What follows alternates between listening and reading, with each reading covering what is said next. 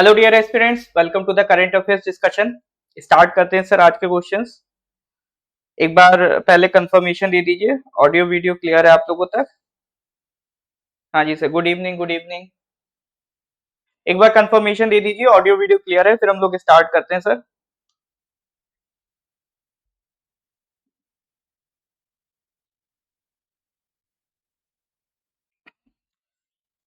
हाँ जी,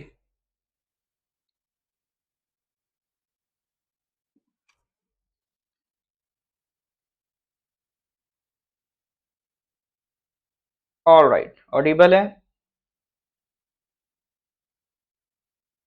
ठीक है जी। अह,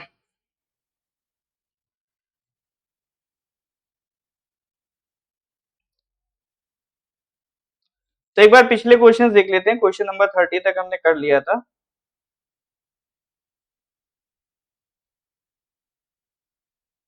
इसका आंसर बताइएगा। Question number 18, which of the following teams has won the 10th edition of the Pro Kabaddi League 2023 से 2024? क्वेश्चन नंबर 18 का आंसर बताइए। ये हम लोग डिस्कस करके आ चुके हैं। फुल कोर्स कितना है? एपीएसएसबी का अगर आप पूछ रहे हैं, जीके मैथ्स इंग्लिश, तो 2500 का पर सब्जेक्ट है फॉर एपीएसएसबी। टोटल 7500 होता है, बट 3 सब्जेक्ट अगर आप कंबाइन लेंगे तो उसमें 1000 रुपी का डिस्काउंट होके 6500 रुपी में वो आपको अवेलेबल हो जाएगा। ठीक है, चलो। हाँ बिल्कुल, इसका आंसर था पुनेरी पल्टन। 30 तक कर लिया था सर हमने।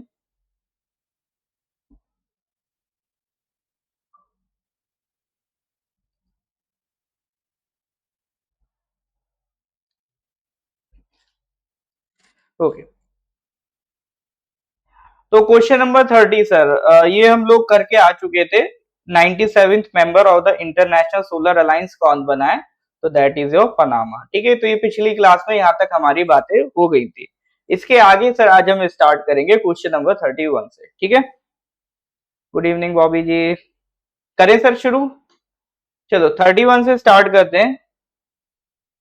31 क्या है? Recently Mysore paints and varnish limited has received the 55 crore order. ठीक है ना?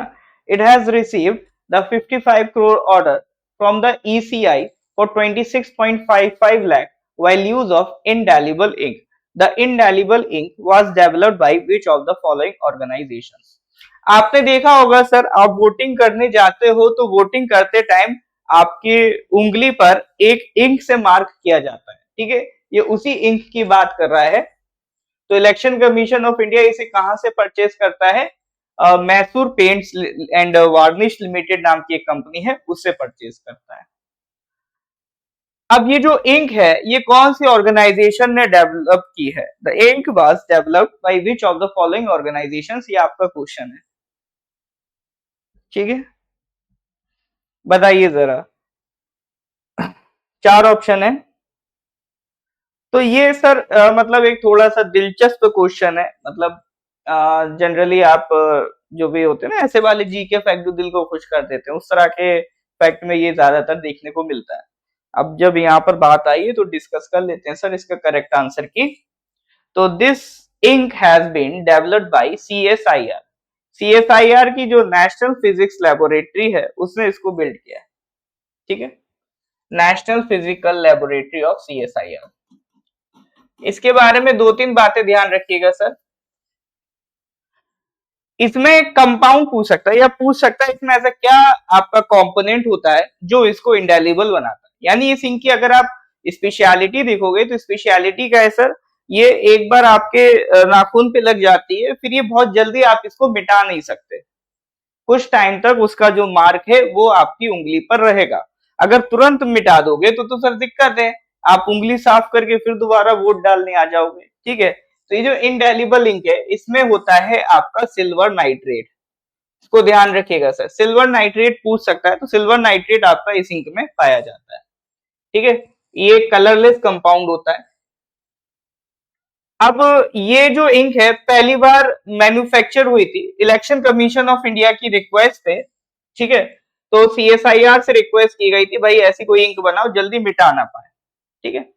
तो तब इलेक्शन कमीशन ऑफ इंडिया ने ऐसी रिक्वेस्ट दी थी CSIR को, तब CSIR ने अपनी रिसर्च करके इस इंक को डेवलप किया था।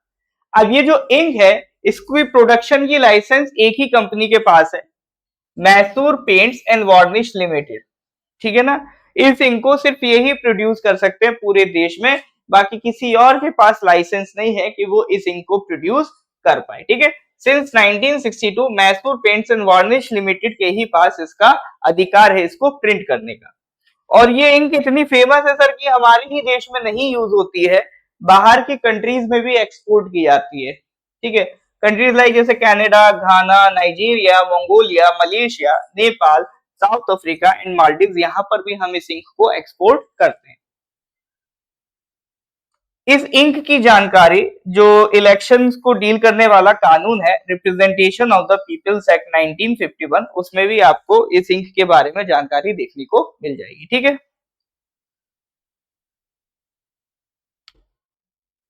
हेड कांस्टेबल आपका जुलाई में है ना? हाँ जी, जून तक का हम करा देंगे आपका। हाँ तो वो लंबा टिकती है वो उंगली ठीक है, चलिए।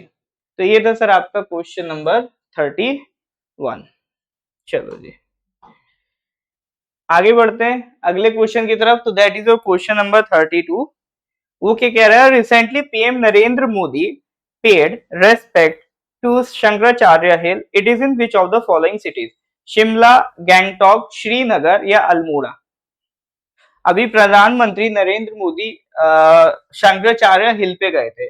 तो ये सवाल है कि ये हिल है कहाँ पर? एक्चुअली शंकराचार्य हिल पर एक मंदिर है शंकराचार्य टेम्पल नाम से, ठीक है। तो वहां पर प्रधानमंत्री गए हुए थे। तो सवाल ये है कि सर आपका कि ये जो शंकराचार्य टेम्पल है जो कहाँ पर है, शंकराचार्य हिल पर है, ये आपका किस शहर में लाई करता है? ठीक है, चार ऑप्शन है, शिमला, गैंगटॉक, श्रीनगर या अल्मोड़ा। बताइए सर, चार ऑप्शन है क्वेश्चन नंबर 32 में।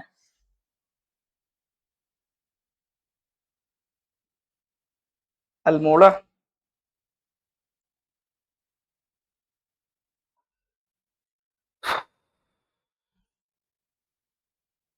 इसका करेक्ट आंसर इज श्रीनगर, ठीक है। ये जो आपका टेम्पल है ये आपको कहाँ देखने को मिल रहा है? श्रीनगर में। इसको ज्योतिश्वर टेम्पल या पास पहाड़ भी कहा जाता है, बुद्धिस्ट कहते हैं। पर्शियंस और ज्यूज इसको बागे सुलेमान भी कहते हैं। यानी ये जो पहाड़ी है, ठीक है, इसको मतलब या फिर गार्डन ऑफ किंग सोलोमन भी कहा जाता है। तो पहले इसको तख्ते सुलेमान या सोलोमन हिल्स के नाम से भी जाना जाता था। अब इसको किस नाम से जाना जाता है सर? शंकराचार्य हिल के नाम से, ठीक है। तो अगर कहीं पर सोलोमन हिल या तख्ते सुलेमान की बात करें तो वो ये सेम हिल है, ठीक है। ये कहां पर है आपका? श्रीनगर में। तो ज्योग्राफी में क्वेश्चन पूछ सकता है कि बताओ शंकराचार्य हिल किस स्टेट में लोकेटेड है, जो कि करंट अफेयर्स में रही थी, तो ये आपका न्यूज में एग्जाम के पॉइंट ऑफ व्यू से इंपॉर्टेंट हो जाती है, ठीक है। चलिए फिर ये हो गया सर आपका क्वेश्चन नंबर 32। नेक्स्ट आ जाओ question number 33। Recently, the Union Cabinet, chaired by PM Narendra Modi, has approved the national level India AI mission. What is the total outlay under the scheme? अभी national level India AI mission launch किया गया है, तो पूछ रहा है what is the total outlay. देखो question में भले टोटल आउटले पूछा है, लेकिन ये टोटल आउटले इतना इंपॉर्टेंट नहीं है। इसमें मेन थोड़ा सा आप इंडिया एआई मिशन के बारे में जान लो, वो कुछ काम आ सकता है, ठीक है।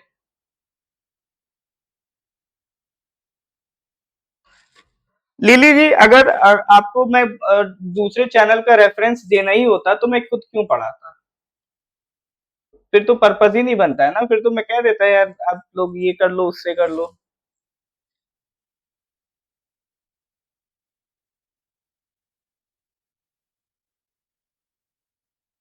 ठीक है, क्वेश्चन नंबर 33 देखो सर।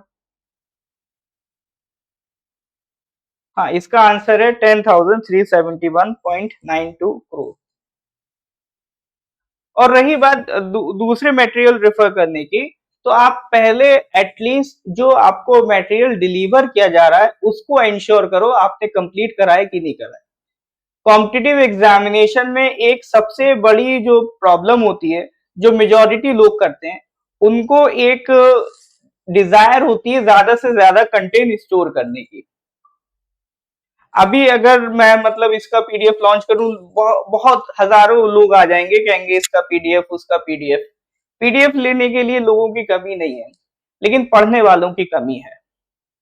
तो आप अगर सिंसियरली प्रिपेयर करना चाहते हो, अगर आप वाकई में चाहते हो एग्जाम क्रैक करो, तो एक मटेरियल पढ़ो, आप किसी का भी पढ़ो, मैं ये नहीं कह रहा हूं हमारा ही पढ़ो, किसी का भी पढ़ो सर आप, लेकिन उससे स्टिक करके रहो।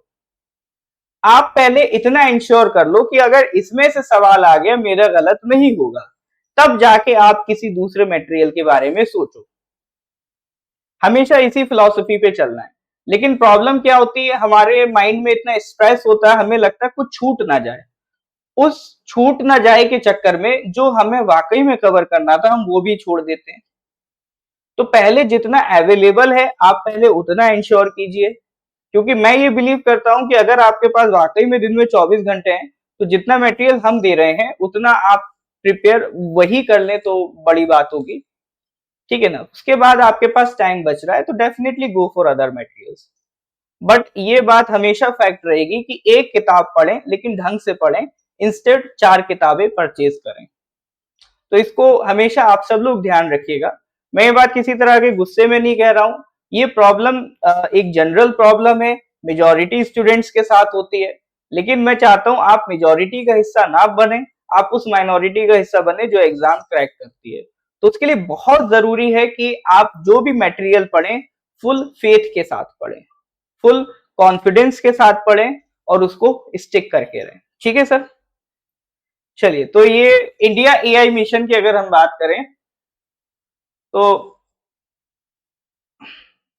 मतलब पर्पस वही है, पूरा एक एआई इकोसिस्टम बनाना है। भारत सरकार चाहती है पूरा एआई इकोसिस्टम बने। ठीक है।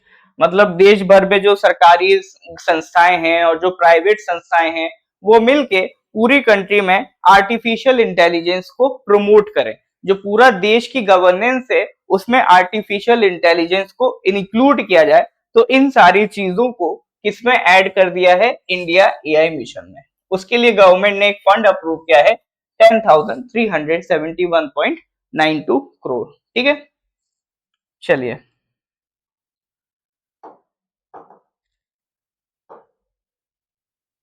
नेक्स्ट क्वेश्चन पे आ जाओ sir. Question number 34। Recently, which of the following has become the first state to declare man-animal conflict as a state-specific disaster? बताइए। क्वेश्चन नंबर 34 कह रहा है which of the following has become the first state to declare man-animal conflict as a state-specific disaster? Tamil Nadu, Karnataka, Madhya Pradesh या फिर केरला? बताइए sir, correct answer क्या होगा question number 34।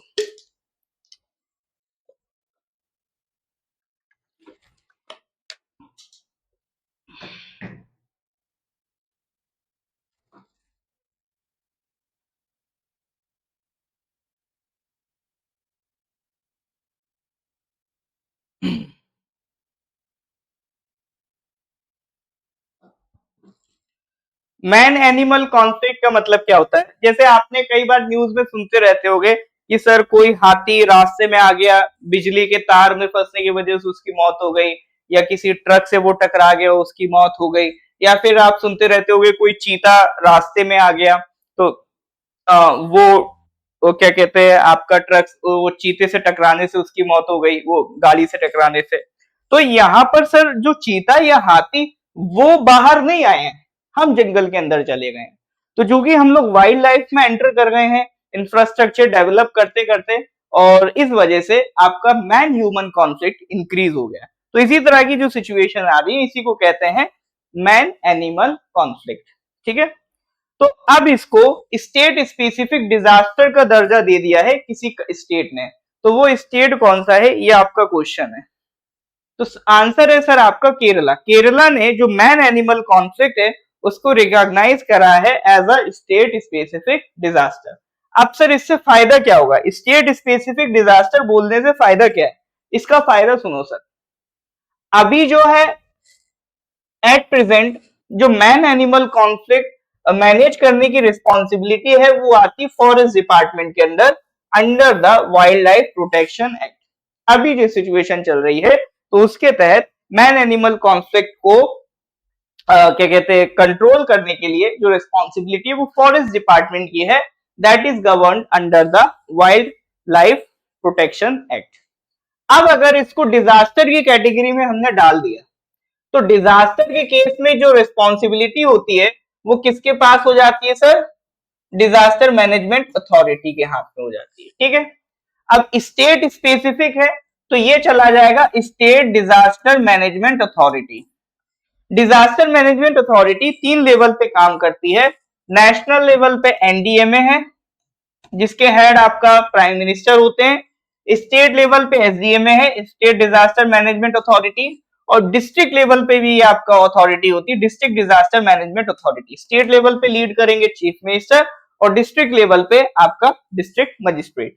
ठीक है, तो ये 3 कैटेगरीज में डिवाइड होती है। अब इसको स्टेट स्पेसिफिक बोल दिया तो ये किसके कंट्रोल में आ जाएगा? State disaster management authority.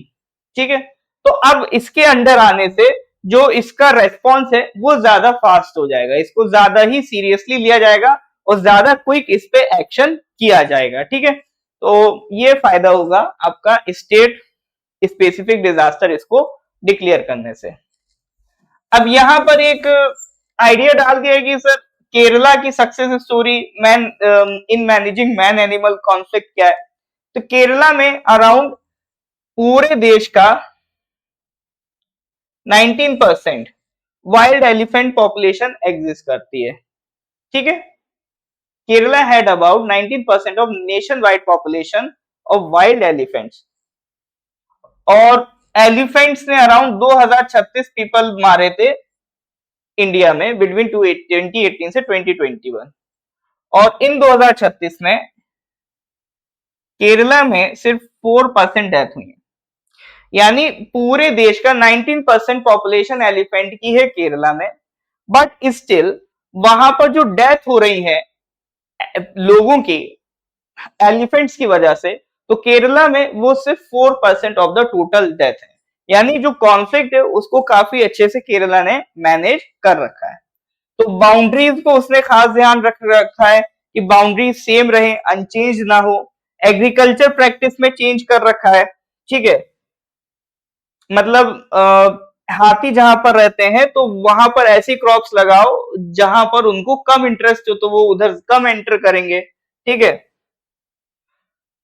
तो इस तरह के कुछ स्टेप्स आपका उठाए हैं केरला ने, उसको एक बार पढ़ लेना, मेंस में काम आ सकते हैं। अदरवाइज तो आपका ये ध्यान रखना कि ये आपका स्टेट स्पेसिफिक डिजास्टर डिक्लेयर करने से क्या फायदा होगा। ठीक है, चलो जी, बात समझ में आ रही है? यहाँ तक किसी को कोई डाउट है तो बताइए। क्लियर है तो give me thumbs up.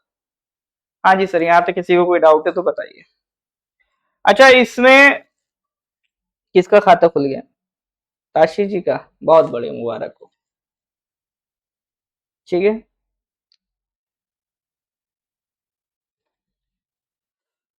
All right. Next question पे आ जाओ sir, question number 35। Recently joined maritime exercise Sea Defenders has commenced between India and which of the following countries of the coast of Port Blair in Andaman and Nicobar Islands? अभी maritime exercise हुई है सी defenders 2024, वो India और किस country के बीच में हुई है, ये आपका क्वेश्चन है, बताइए जरा।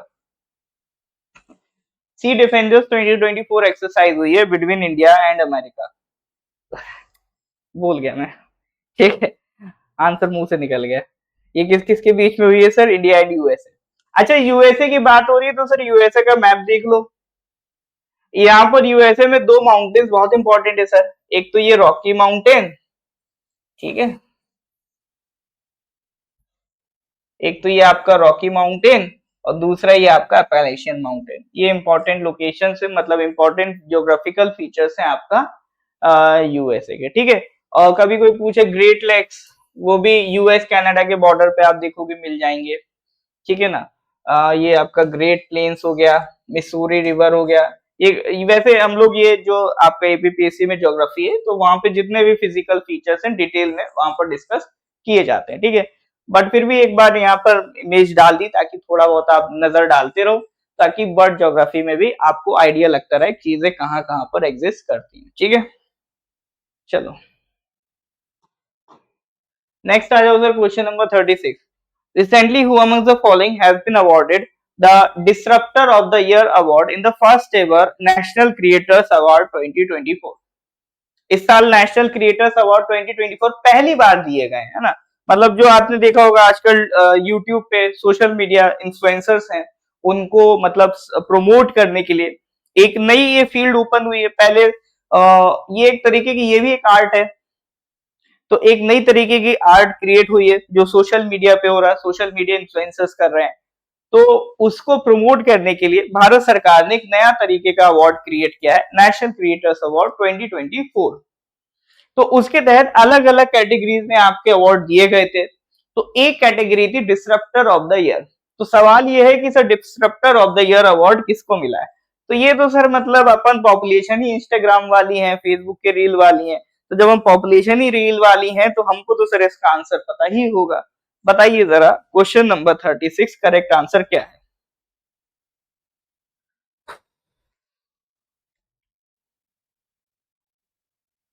हाँ जी, इसका तो सर जिसका खाता नहीं खुला हो वो खोल सकता है। आज देखो ताशी जी का दिन है, आज ताशी जी के सारे आंसर सही जा रहे हैं।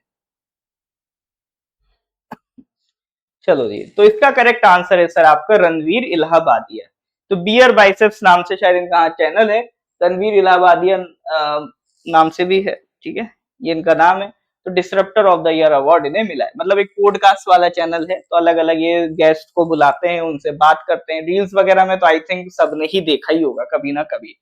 ठीक है, तो अलग अलग कैटेगरीज में मिले, जैसे disruptor of the year Ranveer Allahbadia को मिला है।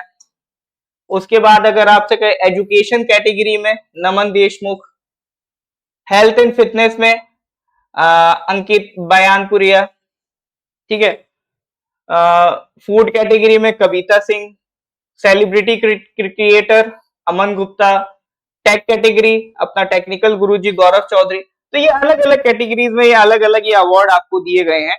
तो इसको एक बार आप पढ़ सकते हो, और ये ऐसी चीजें आपको इसमें मजा भी आएगा क्योंकि ज्यादातर चैनल्स ऐसे होंगे, ज्यादातर लोग इसमें ऐसे होंगे जिनको आप जानते होंगे। नहीं भी जानते होंगे तो एक बार सर्च जरूर कर लोगे कि देखें भाई ये ट्रैवल में क्या कर रहे हैं, जिनको हम नहीं जानते हैं और इतना फेमस है, तो एक बार आप देख ही लोगे। ठीक है, चलो तो इसको एक बार देख लेना सर, फिर मिलते हैं सर। अगले क्वेश्चन पे आते हैं। हाँ, क्वेश्चन नंबर 37।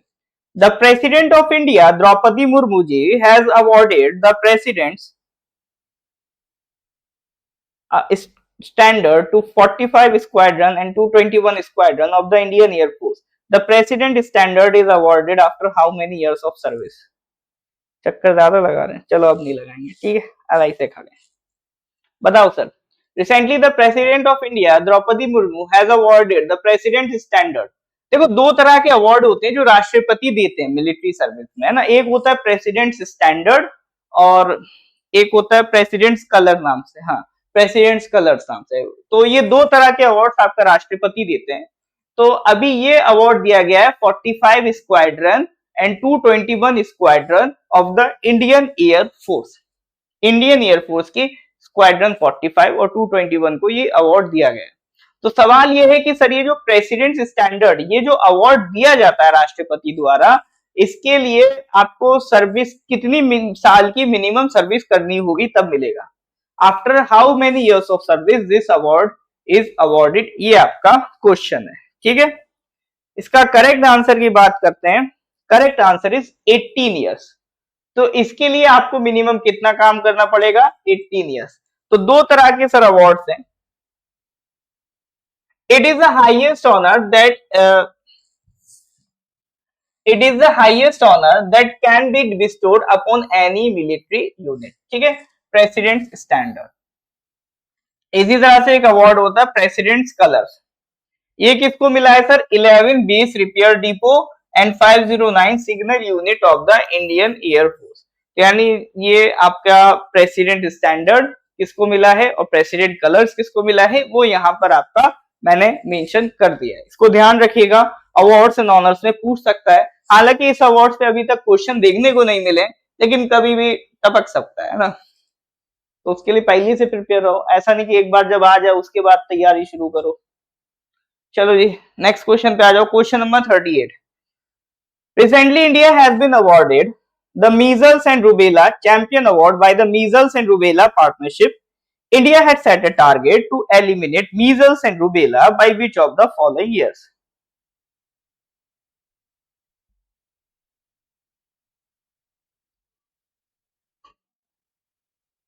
देखो ये टारगेट एक्चुअली निकल चुका है, 2023 में टारगेट किया था।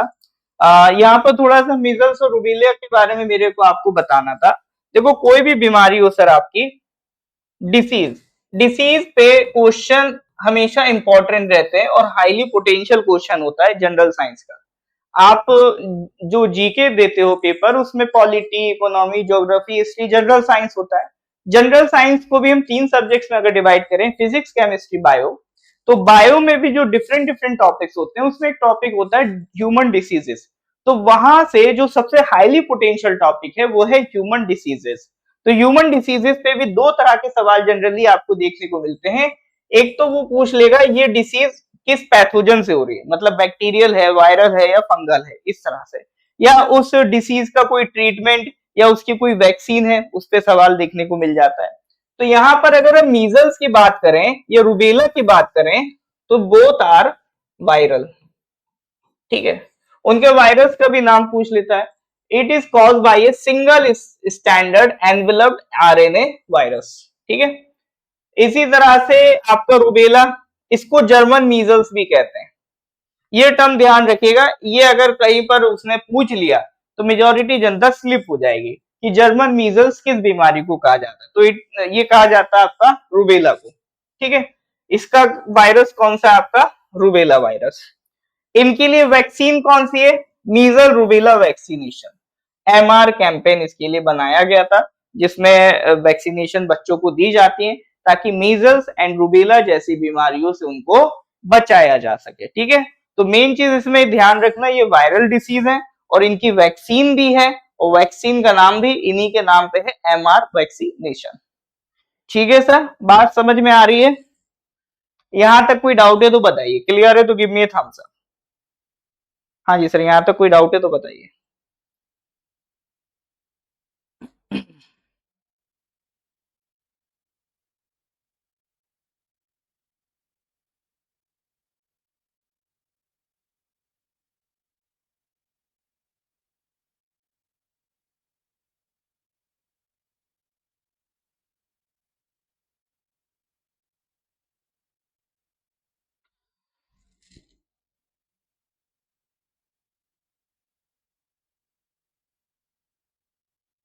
ठीक है,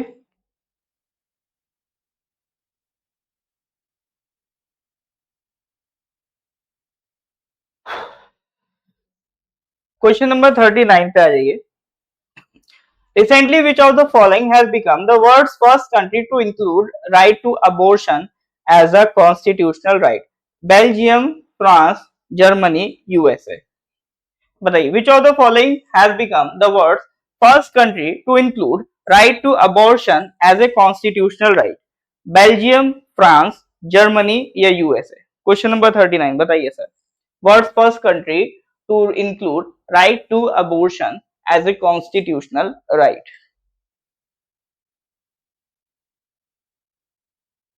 हाँ जी बिल्कुल, the first country is France. Abortion क्या होता है सर, जब जानबूझ के प्रेगनेंसी को टर्मिनेट किया जाता है, ठीक है, it is the deliberate termination of a pregnancy. Typically generally जो फर्स्ट 28 वीक्स होते हैं उसमें ये किया जाता है। फर्स्ट 28 वीक्स के बाद अगर ये होता है, जो इसके जेस्टेशन के फर्स्ट 28 वीक्स होते हैं उसमें ये परफॉर्म किया जाता है। अब देखो जो अबॉर्शन है इसको लेके एक लॉन्ग एंडिंग डिबेट हमेशा से रहा है कि ये एक इश्यू हो जाता है कि सर इसमें मदर का राइट ज्यादा पावरफुल है या जो बच्चा जिसने अभी जन्म नहीं लिया है उसका राइट ज्यादा पावरफुल है। तो जो लोग मानते हैं कि बच्चे ने जन्म नहीं लिया है उसकी क्या गलती कि उसको जन्म लेने से पहले ही मार दिया जाए, तो वो लोग अबॉर्शन के अगेंस्ट बात करते हैं। बट जो लोग बोलते हैं कि भाई एक बॉडी महिला की, उस पे उसी का अधिकार है, तो अगर वो अबॉर्शन करना चाहती है तो ये उसका अधिकार है। तो इन दोनों पक्षों के बीच में हमेशा ही अबॉर्शन को लेके एक डिबेट का इशू बन के रहा है। तो इसी के रिगार्डिंग हम बात करेंगे कि जैसे प्रोपोनेंट्स की बात करें कि जो मतलब इसको सपोर्ट करते हैं अबॉर्शन को, उनका आर्गुमेंट है कि it is a fundamental reproductive right that allows individuals to make choices about their own bodies health and future. यानी कि इंडिविजुअल का अधिकार है कि वो अपनी हेल्थ के, अपने फ्यूचर के बारे में सोचे। ठीक है, तो इसी वजह से एक safe and legal abortion services का होना जरूरी है, ऐसा उनका मानना है, ताकि अनवांटेड प्रेगनेंसीज को रोका जा सके। अब जो ओपोनेंट्स है यानी जो इसके अगेंस्ट है, वो क्या कहते हैं? वो अपने आप को प्रो लाइफ बोलते हैं। उनका बिलीव ये है कि अबॉर्शन इज मोरली रॉन्ग। उनका ये कहना है कि भाई जिस बच्चे ने जन्म नहीं लिया उसकी क्या गलती, और इसको रोका जाना चाहिए। तो उनका ये मानना है कि कंसेप्शन होते ही मतलब बच्चे पेट में आते ही लाइफ शुरू हो जाती है। तो जब लाइफ शुरू हो जाती है तो प्रेगनेंसी टर्मिनेट करना is equivalent to taking a human life, thus violating the rights of the unborn foetus. तो बच्चे का राइट भारी है या अनबॉर्न फीटस का राइट भारी है, ये हमेशा से एक लॉन्ग एंडिंग डिबेट रहा है। अब देख लेते हैं सर कि भारत में इसके रिलेटेड क्या क्या कानून है, क्या क्या सरकार ने कर रखा है। तो लीगल प्रोविजंस की अगर सर हम बात करें भारत में, as far as abortion is considered, तो 1960 तक abortion was prohibited in India, और ऐसा करवाने वालों को इम्प्रिजनमेंट और फाइन दिया जाता था अंडर सेक्शन ऑफ आईपीसी का जो सेक्शन 312 था, उसके तहत अबॉर्शन इलीगल था भारत में। फिर मिड 1960s में कमेटी बनती है शांतिलाल शाह कमेटी, जिसमें यही मुद्दा रखा जाता है कि अबॉर्शन को लीगलाइज करना चाहिए कि नहीं, कि अबॉर्शन के लिए कानून होने चाहिए या नहीं।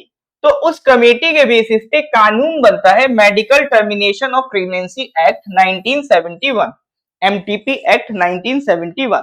तो ये आगे जाके अमेंड भी हुआ है 2021 में, जैसे ये अमेंड हुआ था।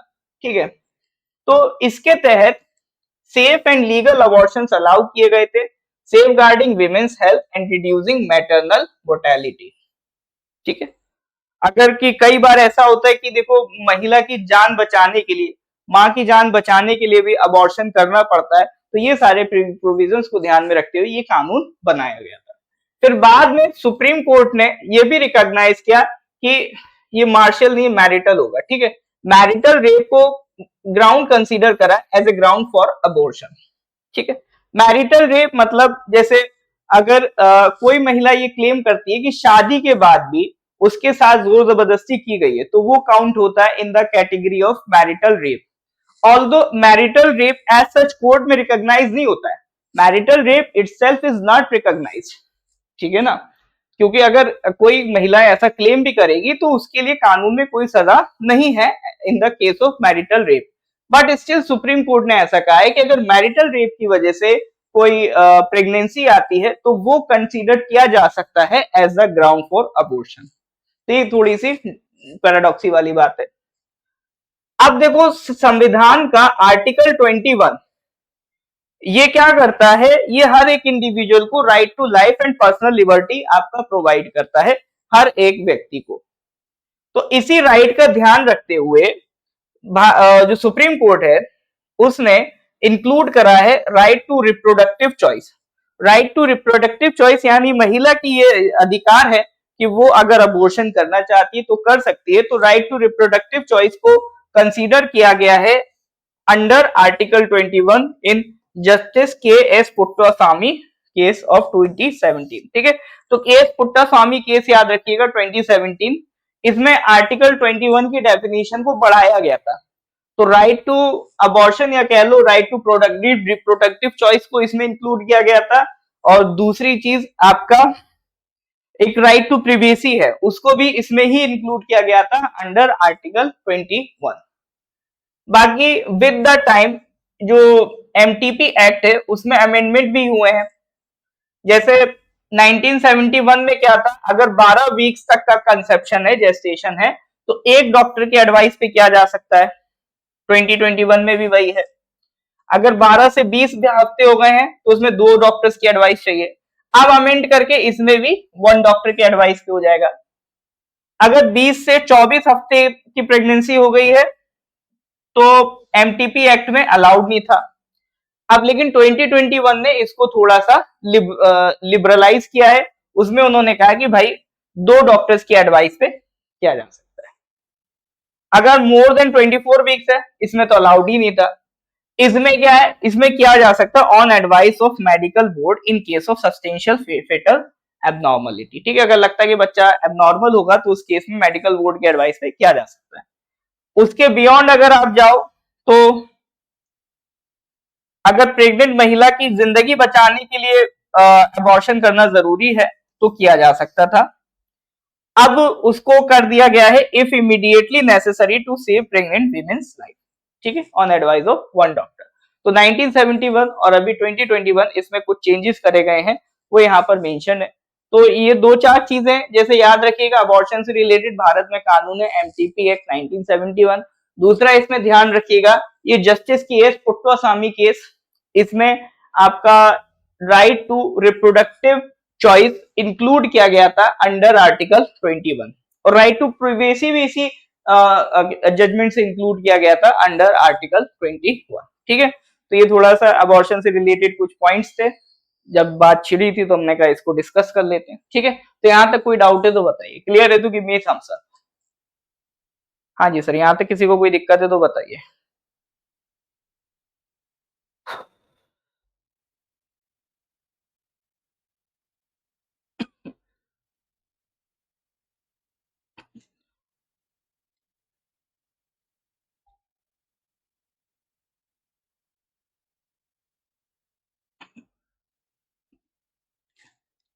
चलिए अगले क्वेश्चन पे आते हैं फिर। क्वेश्चन नंबर 40 छोटा सा क्वेश्चन है। PM Narendra Modi has inaugurated the Barauni Guwahati natural gas pipeline. It is a part of प्रधानमंत्री ऊर्जा गंगा प्रोजेक्ट। इसकी टोटल लेंथ पूछिए, मतलब काफी पाइपलाइन के क्वेश्चन करनी है वैसे इस मंथ के करंट अफेयर्स में। ठीक है, तो प्रधानमंत्री ऊर्जा गंगा प्रोजेक्ट पे ये सवाल है, तो इसकी टोटल लेंथ पूछ रहा है, बताइए जरा।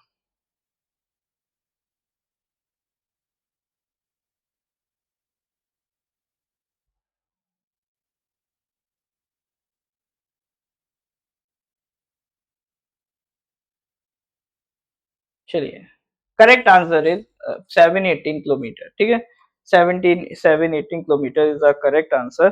अब इसमें देख लेते हैं सर प्रधानमंत्री ऊर्जा गंगा प्रोजेक्ट क्या है। तो 2016 में लॉन्च किया गया था। 5 स्टेट्स उनकी एनर्जी रिक्वायरमेंट को केटर करने के लिए ये प्रोजेक्ट लॉन्च किया गया था। वो 5 स्टेट कौन से? यूपी, बिहार, झारखंड, उड़ीसा, वेस्ट बंगाल। ठीक है, ये 5 स्टेट्स की एनर्जी रिक्वायरमेंट को फुलफिल करने के लिए प्रधानमंत्री ऊर्जा गंगा प्रोजेक्ट लॉन्च किया गया था। ठीक है, जो नेशनल गैस ग्रिड है, गैस ग्रिड क्या मतलब, जो गैस पाइपलाइन का पूरा एक जाल बिछा हुआ है जिसे नेशनल गैस ग्रिड कह रहे हैं। तो इससे बिहार की 6 डिस्ट्रिक्ट्स को कनेक्ट किया जाएगा। ठीक है, तो इससे क्लीन नेचुरल गैस की एक्सेसिबिलिटी दी जाएगी इंडस्ट्रीज को, व्हीकल्स को सीएनजी दिया जाएगा, होम्स में पीएनजी जाएगा। एक सस्टेनेबल लाइफस्टाइल को ये प्रमोट करेगा। ठीक है, इसमें मेन 7 शहर कौन से इंक्लूड है? जैसे आपका वाराणसी है, पटना है, बोकारो है, जमशेदपुर है, कोलकाता है, रांची है, भुवनेश्वर है और कटक है। ये इस प्रोजेक्ट के मेजर बेनिफिशियरीज होंगे। और ये जो पूरा प्रोजेक्ट है इसको कौन इंप्लीमेंट करेगा? It is being implemented by gas authority of India limited, GAIL. ठीक है, तो ये तो सर आपका क्वेश्चन नंबर 40। तो आज के सर हम लोगों ने 10 सवाल यहाँ पर आपके निपटा लिए हैं। अगले जो 10 सवाल होंगे we will discuss in the next class. ठीक है, तो नेक्स्ट क्लास में ये जो करंट अफेयर्स है ऑलमोस्ट आपका आधा हो जाएगा मार्च वाला। ठीक है, तो कंटिन्यूस करते रहेंगे तो आसानी से हम कर पाएंगे। चलिए, कोशिश करूंगा अगर इसका कंटेंट पहले जल्दी बन जाता है तो इसका पीडीएफ भी मैं जल्दी अपलोड कर दूंगा। ठीक है सर, चलिए फिर आगे के question we will discuss in the next class. Till then goodbye, have a nice day.